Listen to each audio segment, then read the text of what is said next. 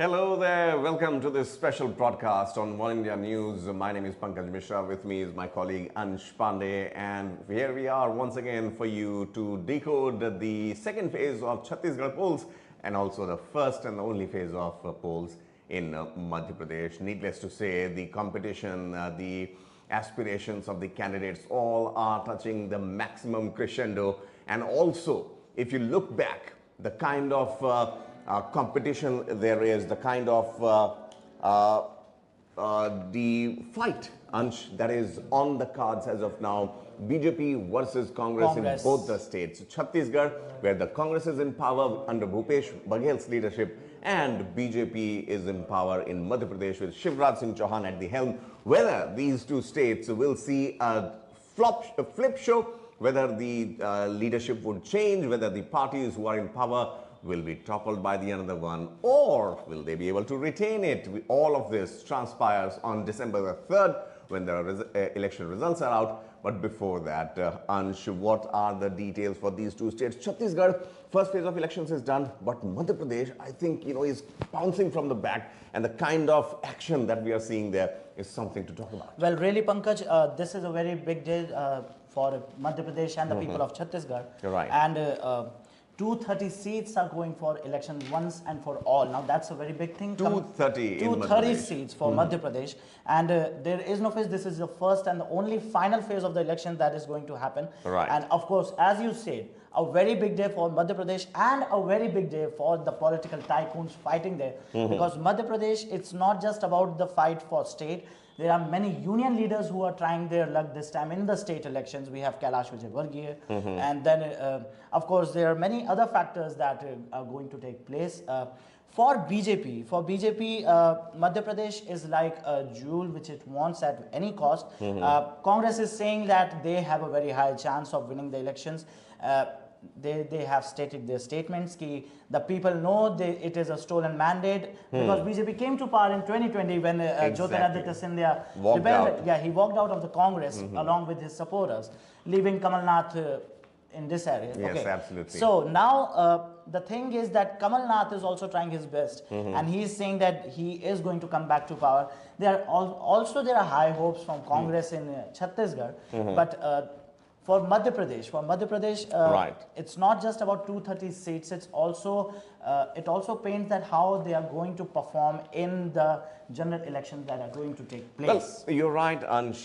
Talking about 2024 is something that many are saying that these elections in the 5 states, one of them in the northeastern part of the country, Mizoram, rest of them down south in Telangana, and then we have rest Rajasthan, Madhya Pradesh and Chhattisgarh in the central part of the country. Obviously, the bugle for 2024 is definitely has been sounded, and needless to say, when it comes to issues, when it comes to very pertinent factors that govern both the central elections and the state elections, one of them being obviously Hindutva. And that is one card, that both the parties, I would say, not just the BJP, which is known for its, right-wing stance, but also the Congress has not been able to completely segregate itself from that particular plank. Development is there, anti-corruption stand is also there. That's one key aspect. As you mentioned, the political,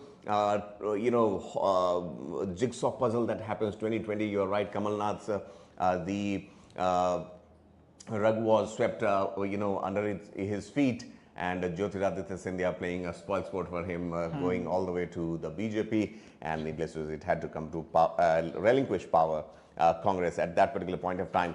Talking about the numbers here, Madhya Pradesh 2018, the last assembly elections that happened there, Congress got 114 seats out of the 230 seats there.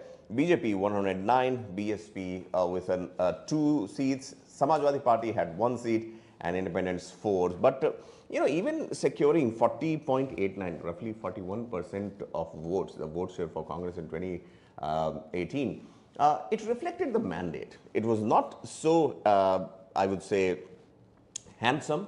Still, they managed to form the government, but obviously BJP with 41.02% of voter base would definitely try to retain the power. Shivraj Singh Chauhan, Mamaji. Well, of course, Pankaj, 2018 election is was something different, and I'll tell you why. It was different, first of all, viewers, because it was a neck-to-neck fight. It is being even said right now that it is going to be a neck-to-neck fight, and it is clear in the results of the last elections. Just a vote share percent, there was just 1% of the difference in the vote share. Absolutely. Still, Congress managed to get more seats. But yes, BJP had a larger vote share, but 1%. Now, what BJP is trying here, BJP is trying to win back the Congress voters back into its foray, because Shivraj Singh Chauhan has been in power for a long time, and they definitely saw 2020, sorry, not 2020, I mean to say 2018. Right. 2018 loss as a big insult for them in Madhya Pradesh. So yes, definitely a big thing for BJP, Shivraj Singh Chauhan and Kamal Nath both. Well, see, I mean, when it comes to the vote share and whether it translates into number of seats, that's one key aspect that the Indian polity, the whole political and the democratic setup, has often been criticized also, that you might get more vote share, but you won't get your seats. Yes. So, see, I mean, again, this depends on the, the margin with which a particular candidate has won. Okay. The number of candidates that you have filed is also, incumbent on that. So, all these factors definitely play along. But for the electorate of Madhya Pradesh and Chhattisgarh, these two sister states, Ansh, obviously have seen a lot of tumult and turmoil when it comes to the Naxal issue. Yes. Naxal issue was one aspect where we saw that last time when 20 seats went to elections in Chhattisgarh, they were segregated so as to focus and channelize the manpower, the resources to those particular affected areas. But good thing is that irrespective of the state and the center differences, I mean, if you look at Chhattisgarh ruled by a Congress party, then you have at the center BJP, but the joint effort by both BJP and the Congress center and the state has been able to root out Naxalism to a very, very great extent, and that speaks volumes. That's actually that's actually something that one needs to praise the state government there. Okay, and coming to this Naxal area, the first phase was primarily focused on the Naxal area only. Okay, we had the election in Sukma seat. Sukma is known for a Naxal prone area, as a Naxal prone area. So yeah, elections took place there, and now the rest of the 70 seats are going into elections. Right. Now most of these seats are not so pro Naxal, not so prone to that Naxal factor. But still there are some. And the day has just started, so we have to see whether what happens or not. But yes, indeed, it's actually a good thing that the Naxal activities has reduced to a very good extent. All right. Issues to talk about, Ansh, obviously for any ruling party, anti-incumbency is something that kicks into, the factor, the equation, the moment the election dates are announced. And that is something that both the opposition and the ruling parties are wary of. Needless to say, the visuals are also trickling in as we speak from several voting stations. The election started at 7 o'clock, will go up till 5:30 as per the Election Commission's rules. And well, this time around, I think, we will have a lot of big faces also going to cast their vote. That is something that gives a lot of encouragement and motivation to other voters also, because if we talk about voter percentage, both these states, which are obviously in the heart of the Hindi belt, Hindi heartland, you can't get more centralized than this. Madhya Pradesh and Chhattisgarh.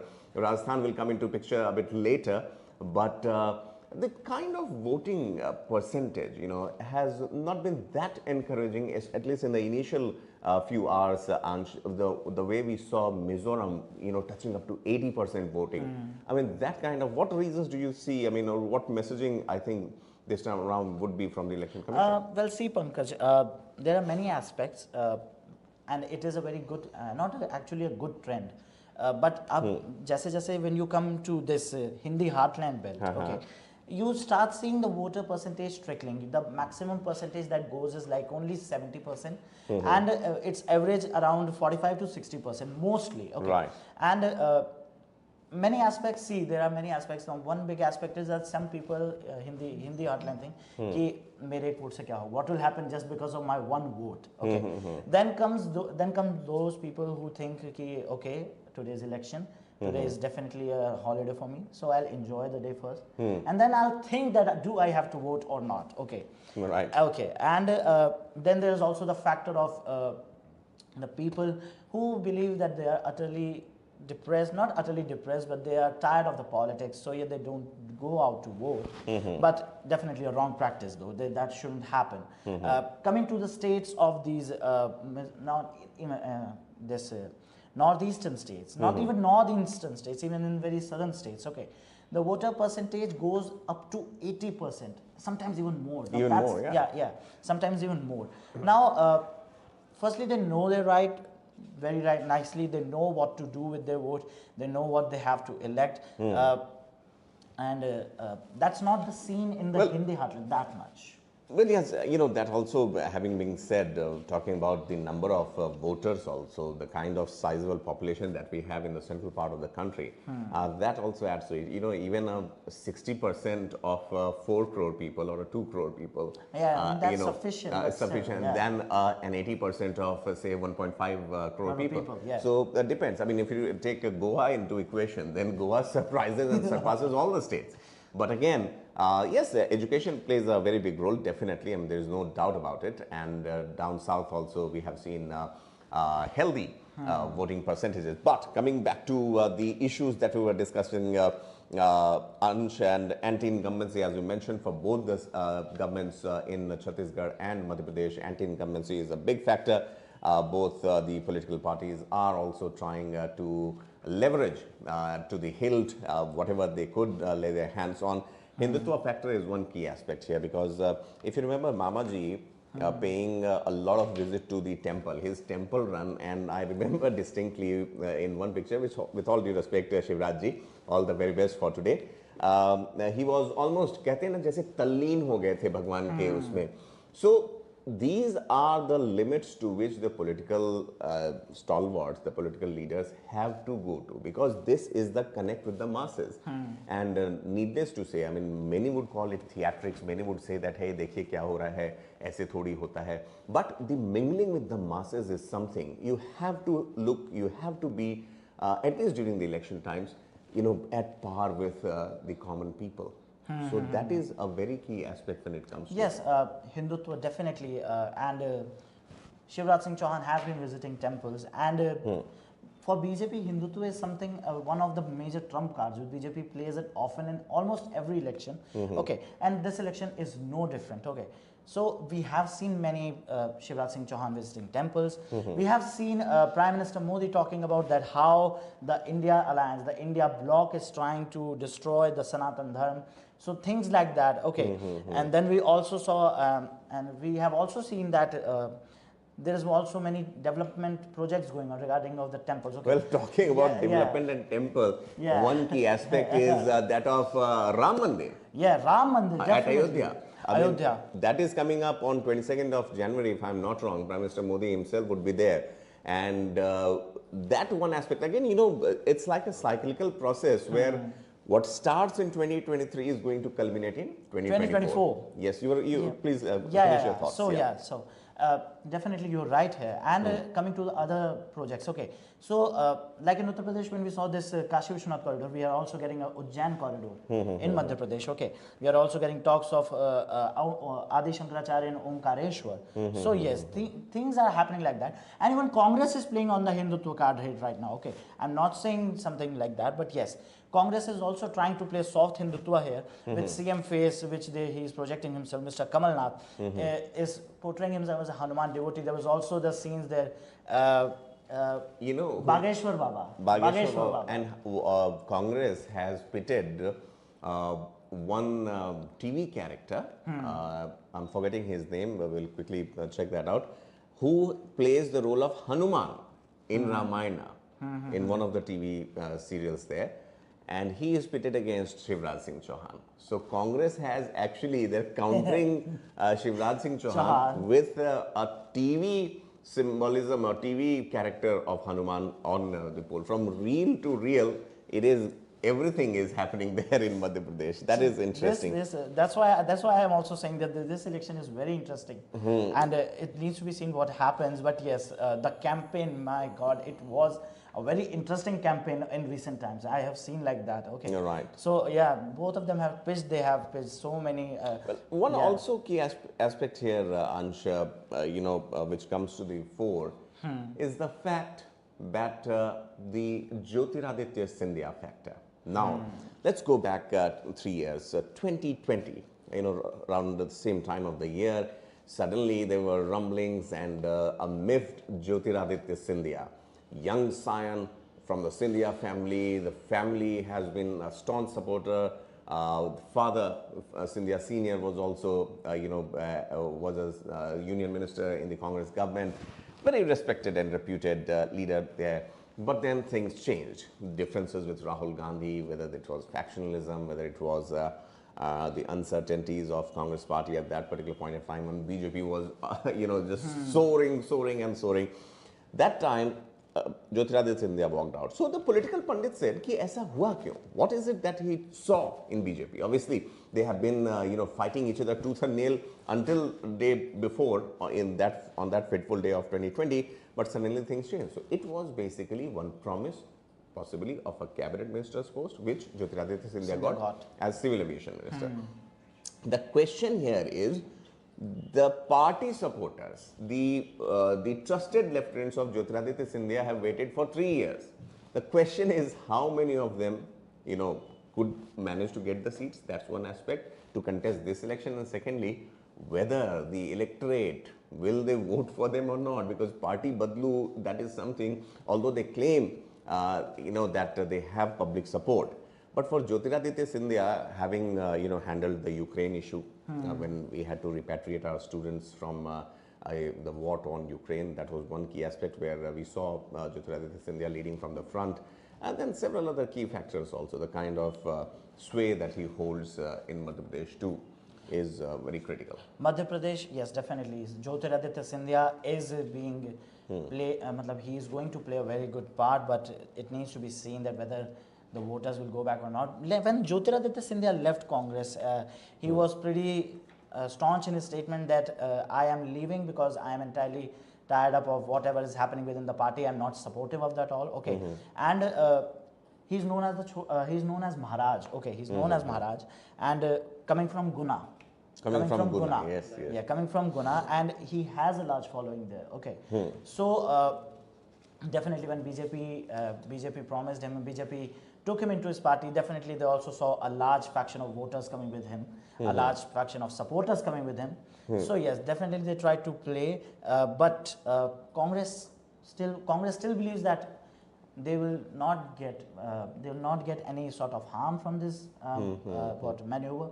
But for Scindia, this thing is more important, not for Scindia now. Even Shivraj Singh Chauhan is saying that he is going to take Guna this time, and Jyotiraditya Scindia, coming from the royal family, from the Raj Gharana, he says. And so yeah, people are with him, a large follower supporter. Guna seat is also a very big seat that is going to election today, and only that seat will say it all, that whether the BJP is getting the support of the Scindia faction or not. Well, that will have to be, waited with bated breaths, I would say. And whatever comes out on December the 3rd would be the writing on the wall. Other key aspect, Ansh, that we have seen aggressively both the political parties attacking each other on both in Chhattisgarh and Madhya Pradesh is that of the issue of corruption. Now, corruption is something that is rampant and always becomes an issue in every election, be it northeastern part of Mizoram, where we saw how the MNF came under fire for the corrupt practices, the alleged corrupt practices, or for that matter, Chhattisgarh or Telangana, Rajasthan and Madhya Pradesh. One, the issue whether when the BJP was training its guns on the Congress during the election campaigning, Prime Minister Modi himself, he said that 20 lakh crore is the figure that he mentioned when he was speaking in Bhopal. on June 27th, and he said that the collective guarantee scams worth at least 20 crore rupees is specific to Madhya Pradesh, 20 lakh crore, and then Prime Minister also elaborated on the track record of Congress, as he mentioned that, hey, look, they have been doing the same in center until 2014 with coal scam, 2G spectrum allocation scam, and Augusta Westland and whatnot. Having said that, Congress also was not going to stay behind. They also chose to fire their guns. 50% commission, Sarkar. You remember this Karnataka playbook? In Karnataka, when Basavaraj Bommai government was there, so a 40% Sarkara was the 40% Nara. You know, now Congress has taken it one step ahead, saying Madhya Pradesh mein it's 50% commission. So, ghoos do kaam lo. Paise do kaam lo. This is the basically template that the BJP government has been working on. So, do you believe, as a young voter also, corruption, does it play a role? Because, you know, when we talk about assembly elections, when we talk about panchayat elections, these are the very grassroots level elections. You know, corruption might not be, a state-wise corruption might not be one key issue when it comes to the national election. But when it comes to the assembly elections, do you believe that corruption has that power to change the voters' mood? Definitely, corruption has the power to change the vote, and but it doesn't stop. I mean, we have tried it so many times, but it doesn't stop. Please, sorry. Yeah. So definitely it doesn't stop, and as you said, कि grassroots level se chote level, it starts from a very minor level and it goes to a large level. Okay. So yes, definitely when we come to Madhya Pradesh, corruption barbs have been traded for a long time. Okay. Yes. When even in 2018, they were alleging Shivnat Singh Chauhan government of corruption. They were saying that they just take money. They are not giving any sort of employment to the people and any sort of employment to the youth. Okay, where is all the money going? Where is all the central scheme money coming and going? No one has any idea, and it worked that time. Okay, and as you mentioned right now.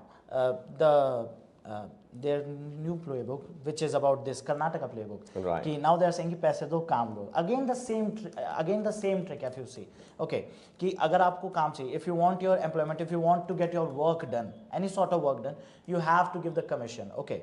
And BJP is also saying, they are saying for the 18 years, Congress is saying for the 18 years, Shivraj Singh Chauhan government has been in power. So yes, the corruption level is immense. That's as per the Congress's statement. When we come to BJP is saying here that Kamal Nath government was entirely corrupt and the people don't want him back at all. And this is something which Prime Minister Modi has often said, and he's still pitching it for the people that don't go for the looters, don't go for the looters, don't go for the corrupts, don't vote for Congress. So yes, these are the things that are happening right now. And but yes, personally, I do think yes, corruption plays a big part when it comes to state election and general elections. Okay. Yes, definitely. I mean, for you know, any voter, concerned voter, I would say, corruption is something that needs condemnation also, first of all, and secondly, my only, you know, as a voter, when I go to vote, and I'm sure there are so many lakhs and lakhs of first-time voters also in both the states, and my only concern emanates from the fact that, and I have seen it, very often our voting patterns, our voting choices are governed by development. One card is there, definitely. Development. But secondly, you know, it's the Hindutva card or the religion card is also one key aspect.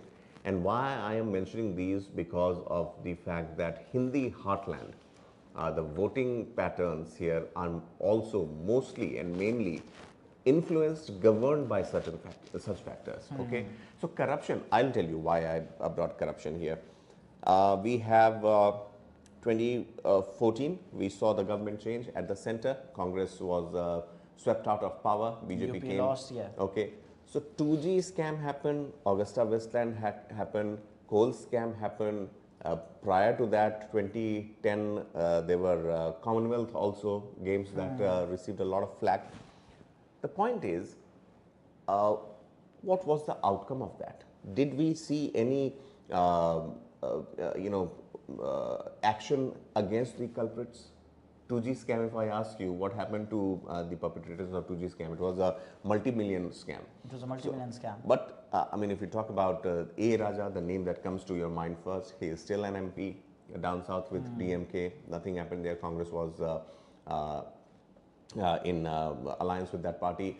When we talk about Augusta Westland is one such issue that in the initial days of the Modi government, the media also covered it, that we will repatriate, we will bring back the culprits, the company that gave the contract for those choppers, Augusta Westland.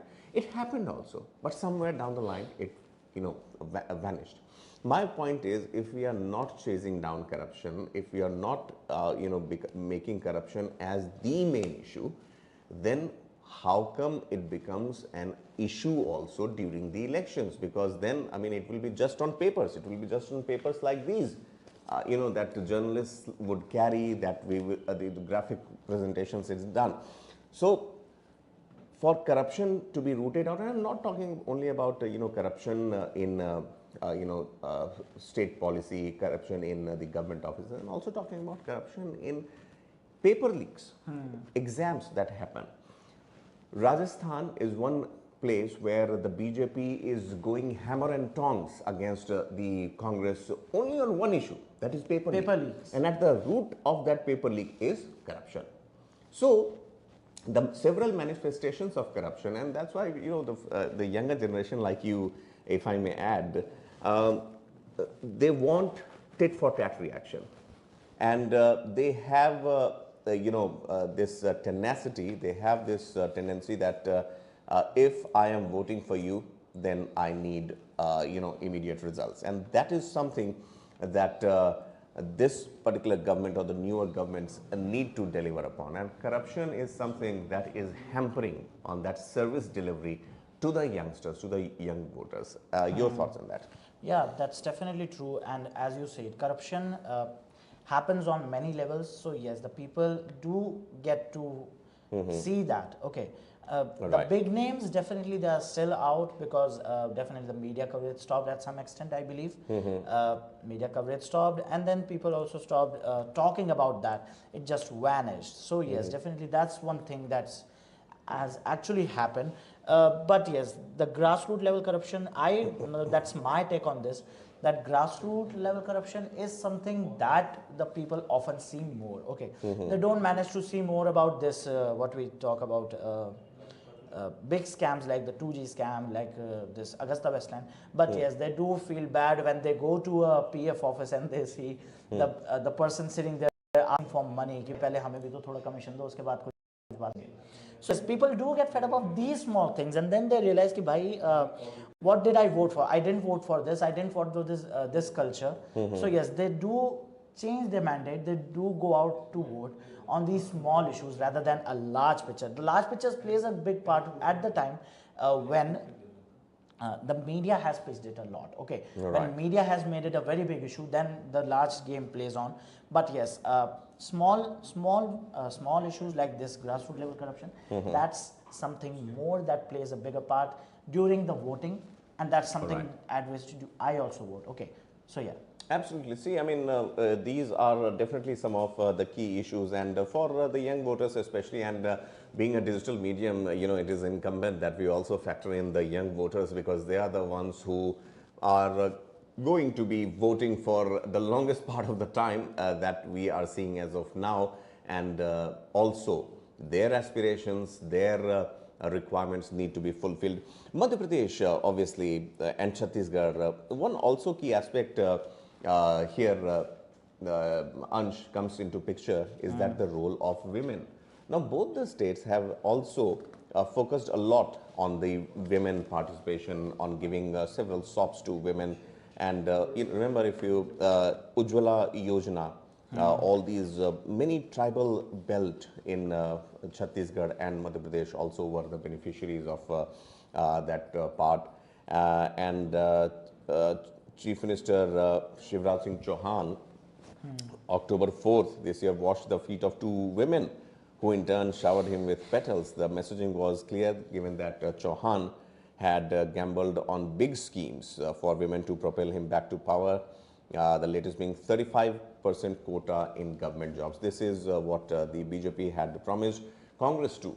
Priyanka Gandhi, I distinctly remember a few days ago, had made all her intentions clear of the political of the party, that there would be several SOPs being doled out to the women of Madhya Pradesh. Amitabh Tiwari would be there with us. Amitabh, are you able to hear us? Well, looks like we'll be connecting with Amitabh momentarily, but Amitabh Tiwari, political analyst, would be joining us very soon to discuss the nitty-gritties and how the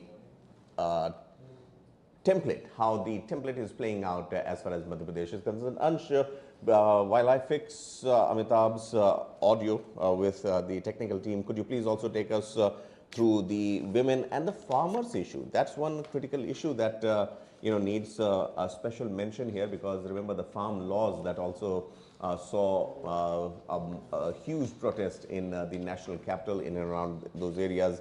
That was something that took the government by surprise. See, Pankaj, firstly coming to the women are going to play a big part in the elections. This is not me, this is the election commission saying it. Why? 5.5 crore women are there going to vote in Madhya Pradesh specifically. Okay, so yes, and women voters become something that is everyone wants them to vote for them. Okay. BJP often pitches, and it is also being seen many times that women goes out and votes for BJP. So yes, BJP often goes, women loves BJP more in this scenario. Okay, but coming to this women-centric policies. Okay, Shivraj Singh Chauhan has stated that he is going to have some women-centric policies. When you already mentioned this 35% quota in government jobs. Okay, coming to Congress is also going to give some women. They are also promising some women-centric policy. Okay, but they are also having some statements regarding the women, like they are targeting the BJP government over attacks on women, and then they're also pitching that.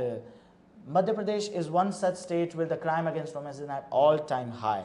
Okay, there were also some videos. We all saw one such video such was of video the was of the Ujjain case, which which became one of the very big issues of the government. Right, Ansha, we are joined by Amitabh Tiwari, senior political strategist. Amitabh, thank you so much for taking time out this morning, and apologies for that small audio glitch there, but nonetheless, it's always good to speak to you. Well, big day today, big day. Chhattisgarh has voted in one phase earlier. This is the final phase, and Madhya Pradesh, obviously, needless to say, the single phase. A lot of traction being gained around Madhya Pradesh. Mama ji ki sarkar wahan par hai, kis tarah se Congress, how it is trying to bounce back. What happened in 2020, all those memories come back. Ansh and I were discussing earlier that it's like the semi-finals match between India and New Zealand, what happened in 2019. And now the way India has taken the revenge in 2023. Do you think something playing out in favor of Congress this time around? What are the odds? How things are panned out? See, essentially, the MP election is very similar to the 2018 election, as you mentioned. At that point of time, there was a 15-year anti-incumbency. Today, there is an 18.5-year of anti-incumbency. So people have seen 15 months of Kamal Nath's government as well as Shivraj's government. But 15 months is a very, very small time to deliver. So it's a battle of delivery versus promise. Shivraj Singh has delivered on many fronts. I mean, the glass is always not empty, but it's half full also in sometimes. Correct. So he has delivered on many fronts. On the Ladli Behna scheme for women, the agriculture sector has grown tremendously. The roads have grown tremendously from the days we used to go and visit and do reporting and coverage. However, there is a fatigue factor, and Congress is also banking on a sympathy factor for some people, because they are portraying that injustice was done where their duly elected government was replaced by installing with the help of Scindia. So it's about delivery and promise. It's about the current state and central government Labharti pool of the BJP versus a future sort of a pool of Labhartis, which the Congress is trying to create by instituting poll guarantee. So they have announced a lot of schemes. However, in Similarly in particular, Karnataka also. yeah, similarly in Karnataka. However, if you Right. see here, both the parties have flipped their strategy. In Mhm. 2018, Congress was fighting a combined leadership battle, Kamalnath, Jyotiraditya, Digvijay, versus a presidential style Shivraj and Narendra Modi. Now, Yes. Congress is fighting a presidential style, Kamalnath versus now the BJP has taken a step back, not declared Shivraj as the CM candidate, and the BJP has gone for a Mhm. cocktail strategy. It has Right. announced candidates 3 months before the elections, even when the dates were announced, bringing Hmm. back the local candidate into focus after losses in Himachal and Karnataka, realizing that Modi factor alone cannot pull out a government Right. and it has not performed in state elections. So they are banking on local faces, they are banking on the CM as well, but he has taken a step back. And of course, they are banking on the Modi factor with he doing a lot of rallies, etc. See, Parivartan is a buzzword there, but Mhm. Parivartan kisse is the key question. A lot of Parivartan BJP kisse. Yes. supporters want Mhm. Parivartan from Shivraj Singh Chauhan. So by not Okay. declaring Shivraj as the CM, you have at least tried to soothe the nerves of that section of voters. And it's a large section, it's not a small section of voters. And then there is a Mhm. section of voters who want Parivartan from the BJP Sarkar itself. So there are two types of Right. Parivartans. And we have to see, because every Right. strategy is a master stroke till it fails, correct? So we'll have to see Mhm. on the third whether this strategy has actually worked for the BJP or whether Right. Congress has been able to convince the voters that they should be given a Mhm. chance. Right. Amitabh, talking about Madhya Pradesh, we are looking at a very complex, set of electorate there. We have, cities like Bhopal, Indore, tier 2, tier 3 cities also there, which normally top the chart when it comes to cleanliness, when it comes to city discipline and everything. So what I mean to say is very disciplined and dedicated crowd there. When it comes to the tribals, the villages part of the area, the towns that, in the hinterland of the state, once again, the kind of reach, penetration that has to be made also becomes quite a critical issue. You just can't be focusing on, the mega cities. You're right, Kamal Nath did not get that much amount of time, 1.5 years or roughly just shy above 1 year. What particular strategy, other than the SOPs, other than the guarantees or the Labharthis, do you believe Congress would be playing on or has been at it when it comes to taking on the BJP? Yeah. So see, the Congress party, since it has been not been in power for almost 20 years, and 20 years now, is like yes. is the laboratory of Hindutva, just second only to Gujarat, sort of, because it was of the first state governments where the BJP was able to form the government in an improved or Hindi heartland. in a new avatar after the BJP was formed. So Right, right. there are 74 seats in Madhya Pradesh, which the Congress has not won in the last three elections. 74 after delimitation. Now Okay, okay, 74. Uh-huh. 74. So what happens is I call this Congress party's BJP's Karnataka problem. Now the BJP in Karnataka is absent in Okay. the old Mysuru region. So it has to win or have a significantly higher strike rate in other regions to win the election. That's why BJP has never been able to score simple majority on their own in Karnataka. Similarly, Right.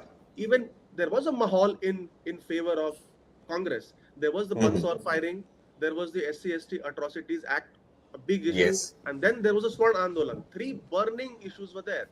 Still, the Congress could not cross the halfway mark because structurally it is weak. This time, Congress realizing that has instituted a Mission 66. Kamalnath has instructed Digvijay to visit 66 of these seats where the Congress party has not won to see whether their strike rate could be improved in these seats. So they are working on their weaknesses, let's say. That's one.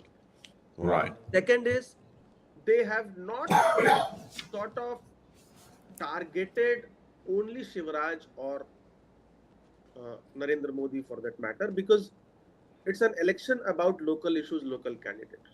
So local issues are being raised in seats.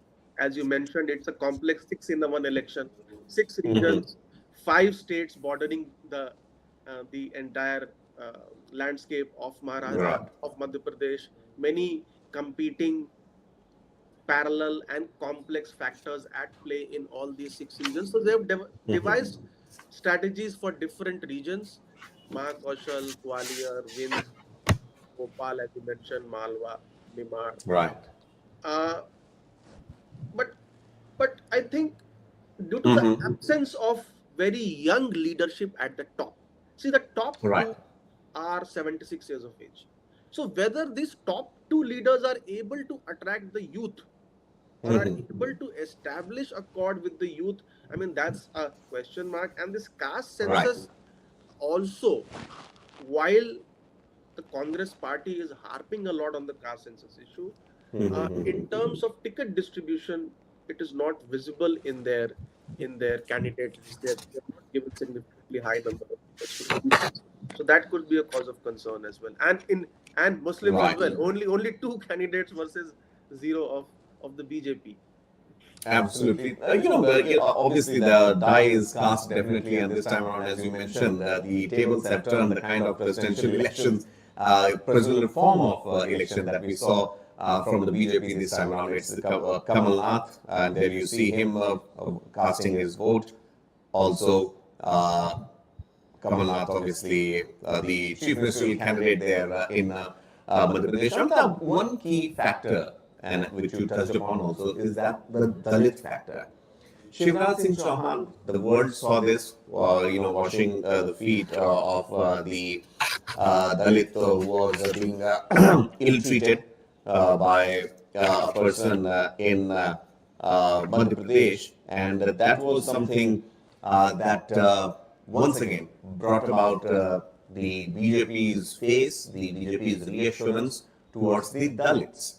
Now, Shivraj Singh Chauhan, having checked the Dalit box, having checked the OBC box, having checked the Hindutva box, with his, once again, visuals beaming across from the temples and all, what is it that BJP might be unhappy about and has not put Shivraj Singh Chauhan as the CM face as of now? Neither has it actually named anyone. See, what happens is that there are 22 lakh first-time voters in Madhya Pradesh. Okay. So they have only face. seen Shivraj as the CM. So whatever good or bad is attributed to him. And the difference between Congress and BJP last time was just 5 lakh votes.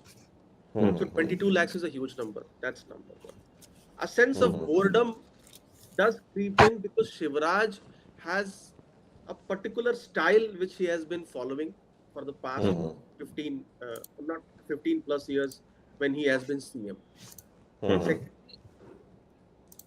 by placing a OBC CM at the helm for the last 16.5 years, what it does is that MP is not a hotbed of OBC politics like a UP or Bihar. It had a Thakur CM at the peak of OBC reservation issue for 10 years, correct? So there is no dominant OBC caste there.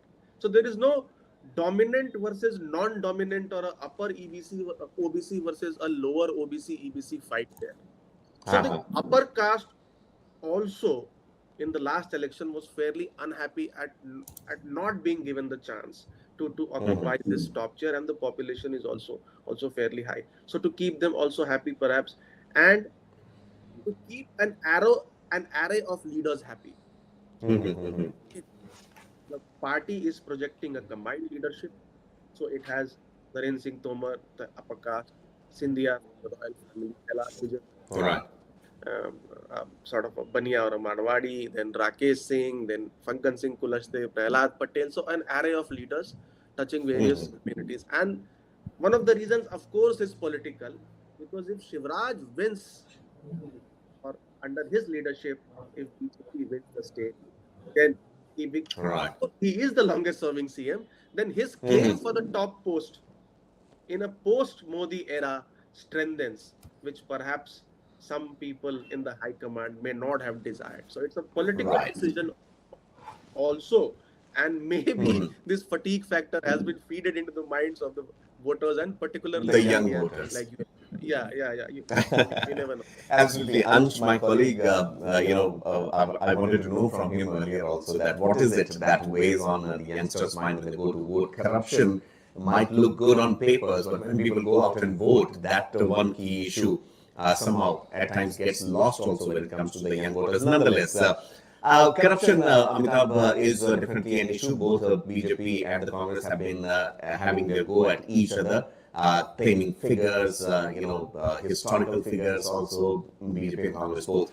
What I wanted to ask from you is the Jyotiraditya Scindia factor. Do you believe that the BJP would be able to keep him and his flock happy in these elections? Do you see some changes? Do you see, if I am not jumping the gun here, Jyotiraditya Scindia returning to the state, returning to Madhya Pradesh? No, see, what happened is that last time in Gwalior, Chambal, the BJP suffered a rout. So, and most of the MLAs which came with Scindia did win the elections, 19 out of 29 sort of. However, this time, as per surveys, if you see the surveys across surveys, the BJP is still particularly not doing well in the Gwalior-Chambal region as per voters. Their bastion. So it means that or rather it puts the effectiveness of this India camp into question. And that will be analyzed post the results. Because Congress has made it a Scindia versus the real Congress issue in Gwalior-Chambal. So if the Congress is able to still hold on to Gwalior-Chambal, then the efficacy of Scindia will be questioned in the BJP. And that would lead to either better benefits or an improvement in stature for Scindia or a decline in stature for Scindia, depending upon how this state goes. Because Scindia did not contest. He was rumored to contest. But even from a traditional seat of Shivpuri, he has not contested because the local candidate there is fairly strong. And Scindia has lost a Lok Sabha election. He might not have wanted to risk a loss in a Vidhan Sabha election because that would have significantly loss of face. Correct. Absolutely. So all these things are in place, so we'll have to see how the results pan out. Definitely, Amitabh, that goes without any saying. A lot of viewers are asking on our YouTube page that ask Amitabh who would win. What is your verdict for Madhya Pradesh? I know it's too early. December 3rd is still far away. We are just 1.5 hours into the voting. But what does it look like? Any writing on the wall situation from your perspective? See, it is actually, if you ask me any other state, I would say, but this state is actually a kaante ki takkar state. Kaante ki takkar, bilkul sahi keh rahe hain. On all the 230 seats, it's a seat by seat contest. 36 rebels of BJP, 39 rebels of Congress. The BSP and the SP are also flexing their muscles in the Gwalior, Chambal, Bundelkhand and the Vindh region. I don't know. I've never seen Akhilesh Yadav having so many rallies in a state other than UP. But conceptually, the viewers have to understand that if a contest becomes a seat by seat contest, then it is very difficult for a ruling party. A ruling party always desires to have a statewide, nationwide face contest, not a local seat by seat contest, because then it is very difficult to control the narrative. So seat by seat is difficult for the incumbent always. However, there are strengths and weaknesses in both. Shivraj is the strength as well as weakness. Because Shivraj... Exactly. And similarly, Kamal Nath is the strength because he has the resources and the organizational capability. But he has the weakness because he's not a mass leader. He's not young. And hasn't been in power for too long and for, in the past. He has been out of the state. Chhindwara has developed a model, but that model has to be replicated elsewhere. And so it's a lot about the local candidates holding sway in their particular regions. And the BJP realized this very early and has opted for a seat by seat battle rather than a presidential style of battle. Amitabh, thank you so much for speaking to us. We'll leave it here, but we hope to see you later in the evening and obviously on December the 3rd when obviously the results would come out. Thank you so much, Amitabh. Have a good day today and always a pleasure to speak to you. Thank you so much. Thank you so much. Amitabh Tiwari there, senior political strategist. His introduction, Ansh, needs no introduction because the kind of political, arithmetic is unfolding in Madhya Pradesh. As Amitabh rightly pointed out, it's very difficult. जो strength है जिस party का, वही weakness भी, and this happens at times when the election is tightly contested. जब कांटे की टक्कर हो. If you look at Shivraj, if you look at Kamal Nath, both they have their own advantages, they have their own drawbacks, personal or political party wise. Ansh, obviously, 1.5 hours down the line, the voting percentages would be out by 10, I believe. Yeah, by 10 they will be out, and then we are going to tell the viewers about what's exactly happening here. Project Cheetah, that's something also, is very synonymous to Madhya Pradesh. And Prime Minister Modi, on his birthday on September 17th, had, in 2022, if I'm not wrong, had launched cheetahs, which were brought from Tanzania or Namibia, again, one of the African countries.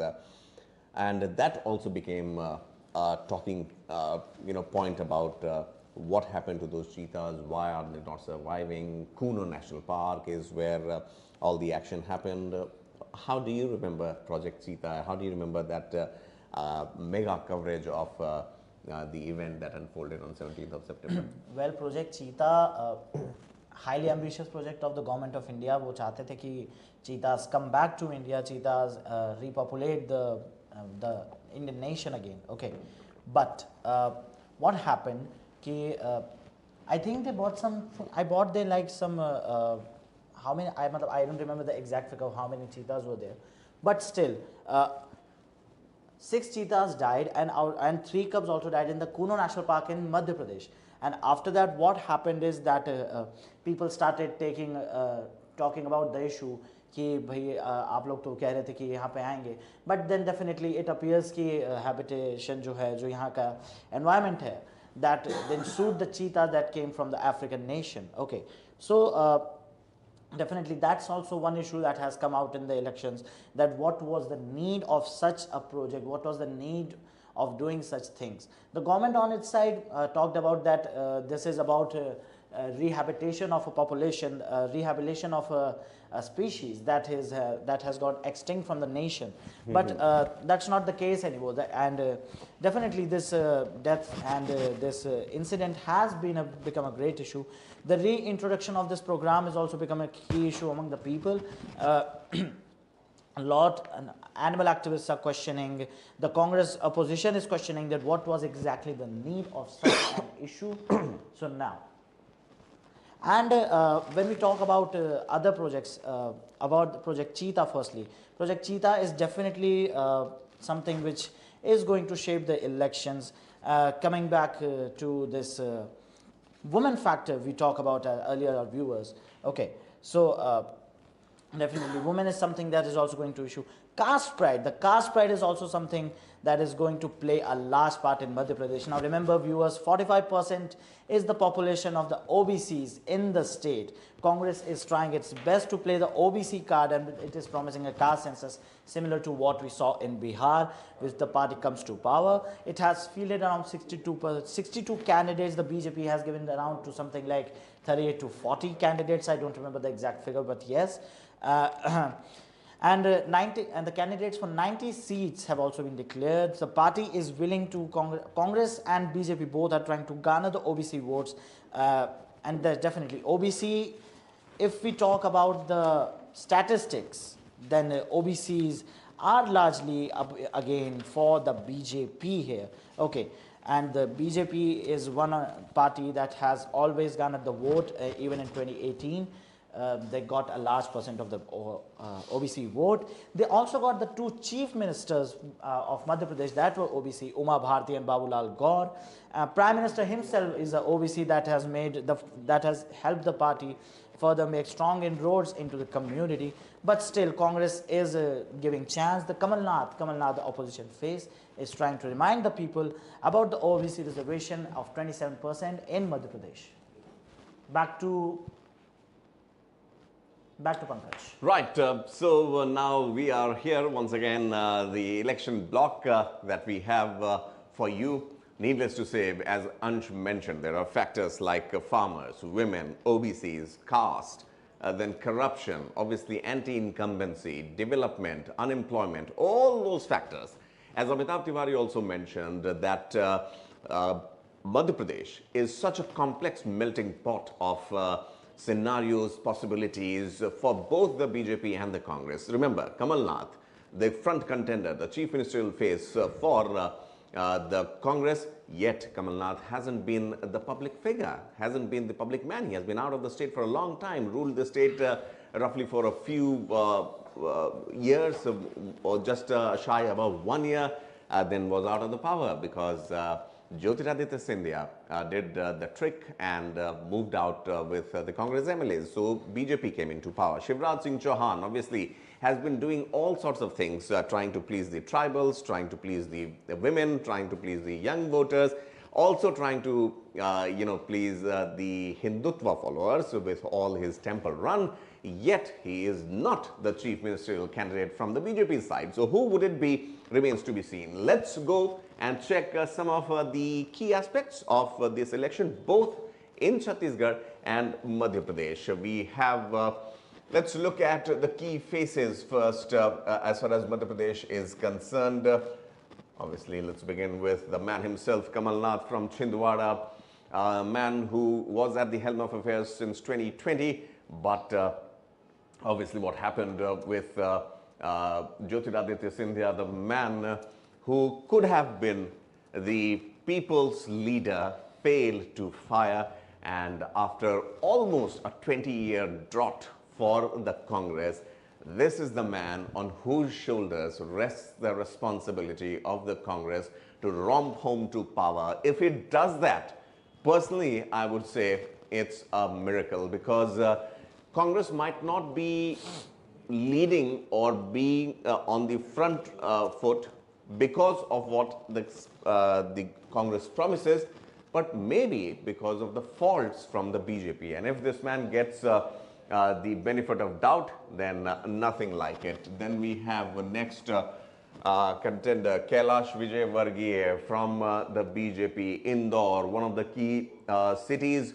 Obviously, Indore makes headlines when it comes to cleanliness, when it comes to city discipline, and also Kailash Vijayvargiya, one of the topmost leaders. You would see him leading and becoming, assuming the role of election observer, election manager for other states also. Uttar Pradesh, he has been very active also, and needless to say, whether this is one of the key faces for the chief ministerial posts, that remains to be seen.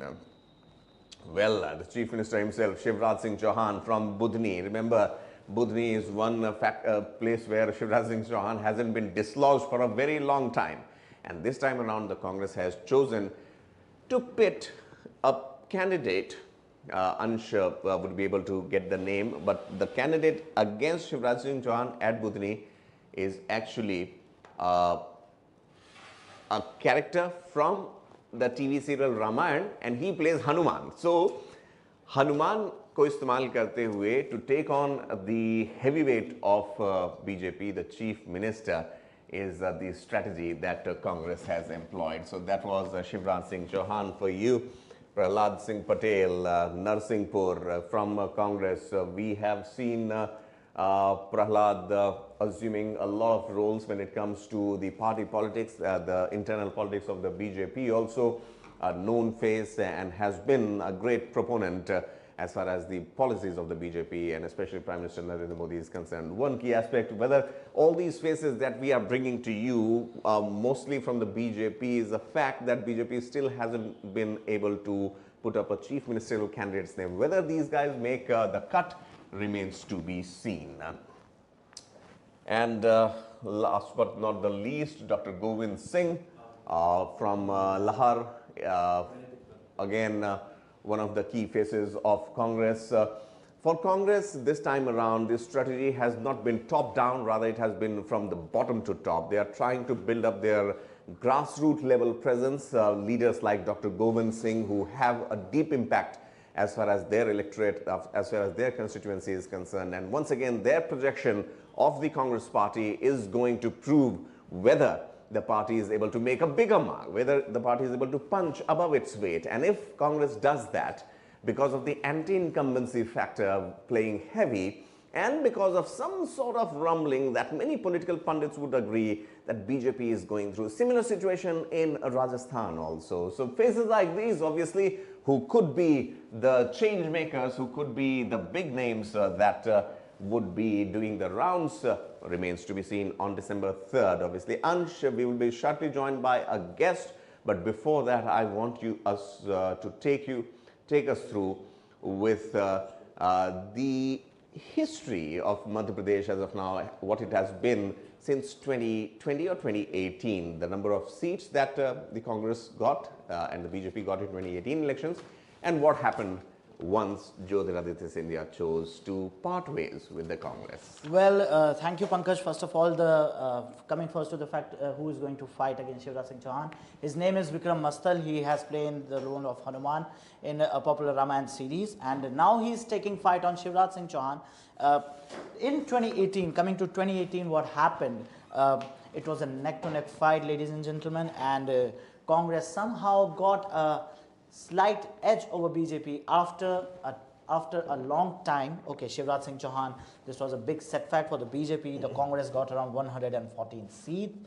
The vote share was around 40.8%. The BJP, despite getting a larger vote share, around something 41.2%, it just got 109 seats, and most of the seats which it lost was of margin 0.1 or 2% only. This makes up around like 300 or 400 or maximum 100 vote margin. That was the loss area. Okay, BSP got 2%, that was around 5% of the voter base. Samajwadi Party, SP, got 1 seat with 1.3%. Independent candidates, that were around 4, that got something like 5% of the vote share. Okay, the 230 seats, that was the scene in 2018. Kamal Nath was elected as the chief minister. But the things didn't got well between Kamal Nath and Jyotiraditya Scindia, eventually leading Jyotiraditya Scindia and his faction to leave the government and leaving the Kamal Nath government into a minority state. A no confidence motion was brought in, and after that he was compelled to resign, and then Shivraj Singh Chauhan came back to power. Shivraj Singh Chauhan is again trying his best to win the Budhini seat. He has been in Budhini seat for more than 20 years now, and he constantly wins the elections. In 2018, the Congress fielded Arun Yadav from there, and now he is again after Vikram Mastal, he is fighting against Vikram Mastal. Right. Obviously, kaante ki takkar jisko bolte hain, that's playing out. Ansh, now we are joined by Advocate Sujata Pandey, political strategist, and obviously today when the whole of the country is watching with awe, I would say. Sujata, thank you so much for taking time out.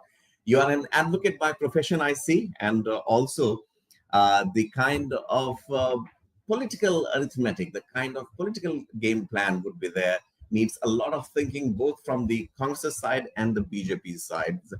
Thank you so much for taking time out. What, in your opinion, are the factors that are going to govern whether the BJP comes back to power or not? Because that is something that is giving the run for its money to the Congress and to other parties as well. Sorry, I missed you in between. All right. I was saying that what are the factors, Sujata, that the BJP should be wary of, should be considering? Although the voting day has just arrived, what are the factors do you believe that would propel the BJP, if at all, back to power? So, if I have to list out the factors, there'll be 6 factors. One is obviously the Hindutva and national pride, because Madhya Pradesh, unlike any other state, you see the demography, the majority is Hindu, the 91% is Hindu. So there is not too much of a minority card playing here. So everyone wanted to be a Hindu here. right from Kamalnath to the BJP, playing the Ram Mandir card. So you would see that as a major factor. Obviously, I need not say this, that BJP will have an edge here because of the upcoming Ram Mandir and the way it was portrayed in the entire election. Everybody spoke about it. So that's number Right. one. Second is about the upper caste vote, which is around 15% of it. And I see somehow it is sticking with the BJP over the years. Right. Am I audible? Yes, you are. Please go ahead. Please go ahead. And somehow Congress has completely missed this particular plank. I don't see them talking about anything about the upper caste.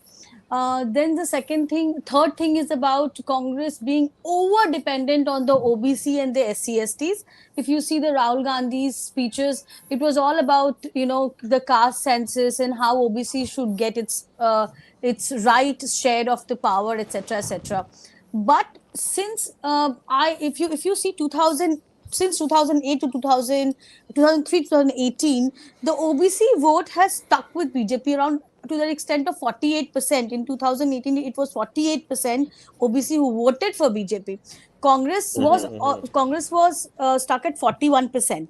So and I don't see that in any of the state that is ruled by Congress, there is a model of OBC getting their overshare, or which could lead the people in MP to think that if Congress comes to power, this is what is going to change.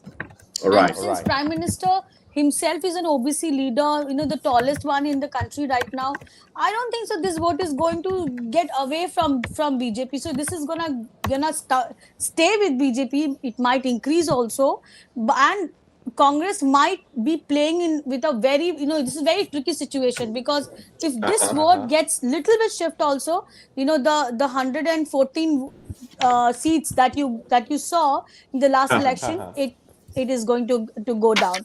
Third is, the fifth is the women voters, the 50% of the population. And every year you have seen the women voter turnout to be higher than the men, to the extent of 74% as per the EC data. There were 44 constituencies where when women voter came out in large number to vote. In all those constituencies, BJP won. So with the Ladli scheme, Shivraj Singh Chauhan, talking widely, and the ये 1200-1500 रुपए जो उनको मिल रहे हैं, and they have promised 3000 rupees also if they come back to power again. Then you have the Vivah Yojana, then you have the Nikah Yojana, cutting across all the religion part of it. So I think the women voter, I don't see the Congress has given them any reason to go back to Congress. If they look at, chalo Rajasthan ka model dekh lete hain, they would more. I mean, there are chances that Congress will lose out the women voters even more. Then, then of course the first time voters, there is not so much data about the first time voters because they are going to vote for the first time. But if you see all the data, whether it is the state elections or the the general elections, the new voter or the first time voters have a stickiness with Mr. Modi. Yes, there is an issue of employment. Yes, there is an issue of inflation, etc. But still, they don't find an option in Rahul Gandhi or when they see the local leaders for that matter. So yahan pe I see Prime Minister ka factor playing out very well, as it has played in the. I have only past data to refer from, so I was just making analysis, and more or so there are 22 lakhs 36,000 new voters in Madhya Pradesh this time. So I think they would more so follow the trend if there is not harm. Obviously. And the last is 100% absence of a better model. Somehow, I don't see Congress has presented a better model of the governance. In Madhya In any of it, like you said, let's see. Right now, they don't have a government in Madhya Pradesh, so they will have a reference of the other states, correct? Or the past states. being one. Sorry? Karnataka, where they have just come to power by dislodging the Oh, BJP. so I have lived in Karnataka for like 10 years and I know Karnataka politics, and you should go and ask what's happening in Karnataka, because the freebies are not reaching to people. The development work is stalled because of the freebies, so it's a catch-22 situation over there. And there is a lot of infighting also happening. So people are seeing कि ये वादे करते हैं पर ये पूरे नहीं हो पाते। पूरे नहीं कर पाते। हाँ। बिल्कुल एग्जैक्टली बिल्कुल सही कह रही है सुजाता।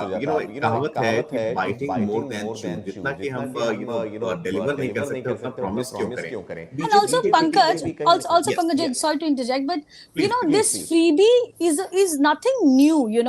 ऐसा लगता है जैसे Congress has borrowed this model from आप कि ये फ्री ले लो, वो फ्री ले लो, वो फ्री ले लो, वो फ्री ले लो।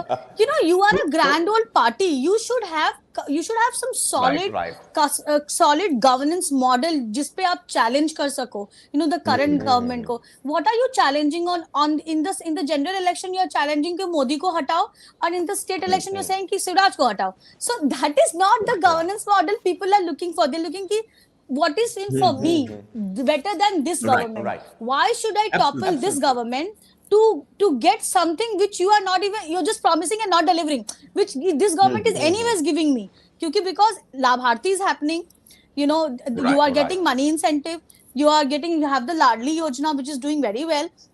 And there are other things. Of course, there are a few things here and there about the corruption and all that. But then when it comes to corruption, I feel Congress has got zero credibility, because in state they are fighting with corruption. In UPA they had fought with corruption for 10 years. हर एक साल एक scam हुआ था. Well, that corruption angle removed Congress from the center. If you remember 2014 when Narendra Modi came into power. But this time around, there has been a lot of voices. Sujata ji, when it comes to the anti-corruption crusade, from the Congress side on the BJP. खैर, उस पर तुम लोग definitely आएंगे ही. You're right. Aam Aadmi Party you mentioned, and I am also happily surprised that Aam Aadmi Party is being credited for introducing this what we call freebies. हमने रेवड़ी भी सुना, लेकिन उसको कभी कभी हम लोग turn करके लाभार्थी स्कीम में भी बना देते हैं. It has stayed there for a long time when it comes to the lower section of the society. Sujata ji, जो YouTube पर कुछ viewers हैं, those who are putting some questions, they are saying, अगर शिवराज सिंह चौहान नहीं तो कौन? Is there any unanimity on the chief ministerial candidate as far as the BJP is concerned in Madhya Pradesh? See, if you see the data, see voter survey data or other research companies which has done the data, the popularity of Shivraj Singh Chauhan has gone down. There's no doubt about it compared to his own popularity index. But when you compare to Kamal Nath, he's still higher. So yes. And also when you ask the women voters that लाडली से आप किसको जोड़ते हैं, तो सबसे पहले जैसे कि शिवराज भैया लेके आए थे, हमारे भैया जी लेके आए थे, हमारे मामा जी लेके आए थे, तो that face is also there. But when it comes to, so I think what BJP has done very smartly is that they thought, okay, the popularity has gone down, there's been a share of controversies etc. also around his governance etc. on the that Adivasi, that peeing कांड that हुआ था जो, तो हाँ, so Shivraj ने उसको ठीक करने की कोशिश की, हाँ, तो all of that I think BJP realized कि that not having Shivraj Singh Chauhan as a chief ministerial face out and out, though when you ask someone they will say okay, it will be decided, but I feel, I don't know, I mean probably Kailash Vijayvargiya could be one of the choices, right. But is Kailash Vijayvargiya ready? That's the question. Well, he is a man who dons many hats. Kailash Vijayvargiya को अगर आप किसी आम जनता से पूछेंगे, मुझे लगता है वो कह देंगे कि उत्तर प्रदेश प्रशासन में है, उत्तर प्रदेश बीजेपी में, जबकि he works for the party all over the place. I mean, he is striving for the BJP. But Sujata ji, thank you so much for speaking to us. This is something that we really wanted to ask you. And one final time, let me ask, Congress यहाँ BJP से लड़ रही है as far as Madhya Pradesh is concerned. Chhattisgarh में Congress is there. Bhupesh Baghel credited for decent job when it comes to development index and also tackling the Naxal issue. 5 years down the line, we have seen drastic change as far as the Naxalism issue was concerned. In your opinion, for the BJP to make inroads into Chhattisgarh, जहां BJP ने अभी तक अपने chief minister candidate का नाम भी नहीं दिया, रमन सिंह जरूर वहां पर चीफ मिनिस्टर रहे हैं और उनका भी ट्रैक रिकॉर्ड काफी अच्छा रहा है, बिकॉज काफी नया स्टेट था छत्तीसगढ़ जब वो कार्व आउट हुआ मध्य प्रदेश से, तो क्या चांसेस हैं बीजेपी के वहां पर छत्तीसगढ़ में इस बार? See, I'm a data person, so I rely on the data. So पहले तो obviously it was showing Congress having an edge over BJP primarily because I feel BJP had not projected its local leadership, on the forefront, which I think they should have done in the state election. Because I understand there is a Modi factor, but then people, when they are voting for chief minister, they want to know who's the chief minister, what credibility he's got, etc. I think Raman Singh came into foray much later than it should have been. So Bhupesh Baghel was there all the time. He was visible across. He was there. So that is, I think, BJP should work on. Then second thing is that corruption is a big issue. Even in Madhya Pradesh and Chhattisgarh, you see, these are new states. And since I have relatives in both the states, I can take a feedback from them. And I know, Madhya Pradesh closely as well. Is that people are tired of corruption. This government or that government, they don't want to have a corrupt government. As simple as that. So, thankfully for BJP, that baggage of corruption is not there. From the state, none of the from the center also, you have a Modi who's a clean image center. So if they are able to put out someone who's absolutely clean image, works for the development of the state, puts up a model as they were able to put up a model for Gujarat and UP, I think the road ahead, it looks much better for absolutely BJP there. Sujata, one final question. Madhya Pradesh पर वापस आते हैं. Law of averages कहता है कि कहीं न कहीं क्योंकि क्रिकेट का सीजन चल रहा है, we have seen several cricket playing nations एक दूसरे से टक्कर ले रहे हैं. कभी बार law of averages की बात आती है कि जो टीम जीतते आ रही है वो ज्यादा चांसेस होते हैं उनके हारने के. 20 साल, almost 20 years, give and take. Yes, for the BJP in Madhya Pradesh. Do you believe that fatigue also creeps in the voters? You spoke about young voters also. Do you think that is one also key aspect which BJP needs to be wary of? Pankaj, so you have to give me little time. I'll try and be quick. So let's look at the data. There are 74 seats in MP on which Congress has never won. Okay. Yes. And there are 11 seats, okay, on which BJP has never won. So, and in that, if you see, if Congress wants to come into power, and I'll come to your question, I'm not forgetting that. So, Congress wants to come into power, they have to win. I mean, they have to put 116 of majority on from the 156 seat, okay, which is a strike rate of 75%. Okay, more than 75%. जब BJP को अगर आना है तो 230 में आप 11 सीटें हटा दीजिए तो 2219 में से उनको अगर 116 लाना है तो 53% का strike rate, which is pretty doable for them looking at there record. अभी अगर आप कह रहे हैं कि 20 साल से कांग्रेस है तो एक तो उनको स्ट्राइक रेट बेटर करना होगा, लेकिन वो स्ट्राइक रेट कैसे बेटर होगा? बिकॉज यू हैव अ सिर्फ एंटी इनकम्बेंसी या फिर एक फटीग सेट इन से अगर होता तो गुजरात में इलेक्शंस बीजेपी नहीं जीतती, राइट? अगर so that is, I think Congress leadership must understand that people are not just going to vote for anti Modi की मोदी है तो मोदी से आपको प्रॉब्लम है तो आप मोदी को हटा दीजिए, या आप अदानी करते रहेंगे तो वो बिलीव कर लेंगे. Because if you are talking about Adani, what about the Adani working with in Rajasthan with Ashok Gehlot? in Chhattisgarh. Well, So yes, so you know, so the point that I'm trying to make is कि आपको एक better model लेके आना होगा, एक state model state बनाना होगा जहां पे you have a strong leader, you have a strong narrative, whatever that narrative could be. You know, if they think that OBC is a narrative, you know, let them build on that. But they have not been able to own it up because there are other regional players who are also sharing the pie for the OBC, you know, in different states. So I think fatigue, I don't really think that fatigue is the only factor. People look for कि मेरे को क्या मिलेगा, कैसा government, and people are getting very conscious. Pankaj, I mean, gone are those days जहाँ पे vote लगेगा हाथ पे, ना इसके ना उसके हाथ पे, you know, टप्पा है. So now people are like कि मोदी से भी पूछ रहे हैं कि तुमने क्या किया, you know, people are like questioning उनको भी, जबकि ग्राफ उनका दिख रहा है. तो उनको भी बोलते हैं कि बिल्कुल, I completely get your point, Sujata, and you have actually listed out the key areas जहाँ पर actually BJP को advantage है. And as far as asking Prime Minister Modi is concerned, you know, invariably हम भी कितनी कोशिश कर रहे हैं, but ये elections 2024 के ये ही prelude माने जा रहे हैं. ये सेमीफाइनल ही है भाई, ये सेमीफाइनल ही है. फाइनल है. जिसके बाद समी और विराट होंगे वो ये वर्ल्ड कप उसका ही होगा.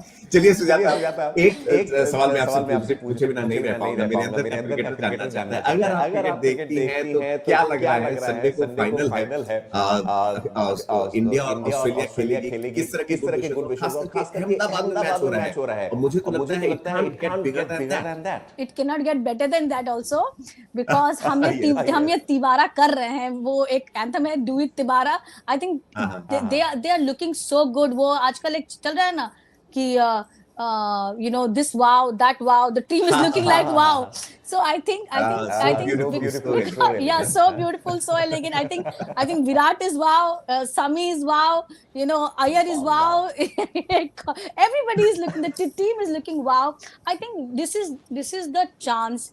अगर अभी नहीं होगा तो कभी नहीं होगा. They have everything going on for them. Their fitness level is good, their strike rate is good, they have winning pace, they have won all the matches, and it's happening at the heart of Ahmedabad. You know, you will have so much support for the ground and people telling, I think the cup is coming home. ये भी हमारा है, 24 भी हमारा है. बिल्कुल, मैं यही कह रहा था कि 2024 में थर्ड अटेम्प्ट किसी और का भी होने वाला है. ये हम तिबारा दोनों करने वाले हैं, यहाँ भी करने वाले हैं और वहाँ भी करने वाले हैं. Thank you. बहुत धन्यवाद Sujata. Lovely talking to you. It's lovely. Same here. Thank you. Thank you. Bye. Sujata Pandey there, obviously decoding the very key aspects where the BJP would be putting its money and also banking its chances to come back to power in Madhya Pradesh and also in Chhattisgarh, where the party looks like a little bit on the sticky wicket. Nonetheless, you never know. Raman Singh, one of the veterans who has led the state when it was newly carved out from Madhya Pradesh, and that was the time when naxalism was also at its relative peak, I would say, but now it has come down. Interesting times, Ansh, interesting times. 2 hours into the voting for Chhattisgarh and Madhya Pradesh, needless to say, a precursor to 2024 elections. This is indeed a precursor to 2024 elections, and Sujata has also stated that this is the semi-final before the final that takes place in 2024. So yes, big day, big things happening. Also, the voting has also started taking place. The first data will be out by 9:30 as per the ECI website. Okay, and big names. Kailash Vijayvargiya has already casted his vote. Shivraj Singh Chouhan has casted his vote. नरोत्तम मिश्रा has casted his vote. Vote डालने से पहले Shivraj Singh Chouhan chief minister Budhni से चुनाव लड़ रहे हैं, and he went to a temple in Sihor. You know, a temple run जो होता है, it's mandatory. Although the visuals we will be putting out just now are from earlier, and normally the chief ministers, the A-list voters, obviously are the ones who vote in the beginning. You would see any party leaders, top party leaders, and chief ministers and opposition leaders. So we saw Kamal Nath also voting early on in the day, and his contest obviously is to fight to finish this time around for Kamal Nath. Definitely, what happened with him in 2020, obviously, whether it garners him that emotional support or not, or whether the BJP's work or quote unquote good work in the state romps it back home is something we will wait and watch. Ansh, final words. What do you say before we wrap up the show and come back at around 5 once again with the election updates? Well, the voting is still going on, so yeah, definitely that is something we will be looking to today evening. That what exactly is the exact turnout? What are going to be the things? Shivraj Singh Chauhan is saying that his schemes like Ladli Behan, children are loving him, youth is going to vote for him, elderly is going to vote for him. So yes, everyone is going to vote for Shivraj. Everyone is going to vote for Shivraj Singh Chauhan. That needs to be seen. That we'll also we'll get the answer on 3rd December, by the way, and we'll make sure that we give you every update at that time. So yeah, Kamal Nath is also saying that the people will go for the good things this time. The people will get back to Congress. So yes, that's the one thing. We'll also talk about Chhattisgarh later, my friends. So yes.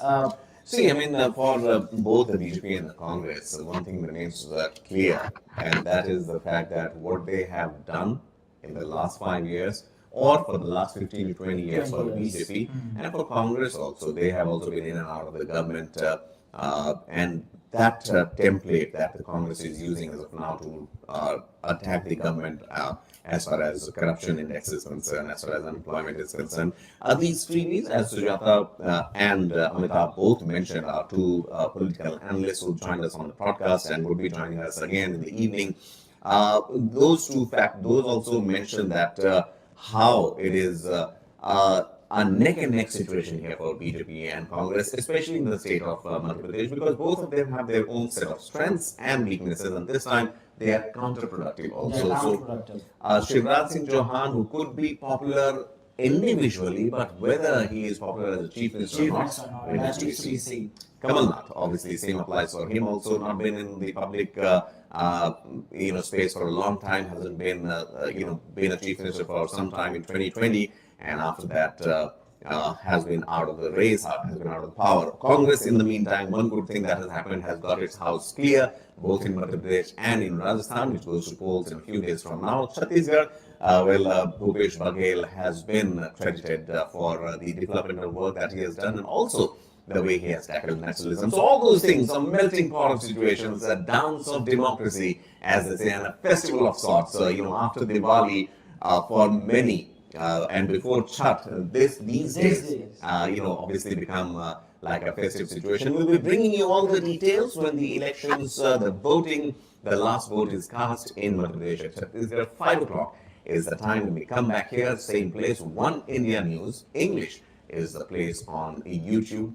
With more than 1 million subscribers, we strive to give you the latest and also the most credible information that you can use and that you can also employ to analyze how things are going. It's not our job to give you what you need to think. All we need to do is to tell you what's happening. Right. Ansh and I will be back. Thank you so much for watching this space. It was lovely to have you here. Join us at 5 o'clock with a different panel of guests, and also we analyze what are the key factors that are governing these elections, which are seen as a prelude to 2024.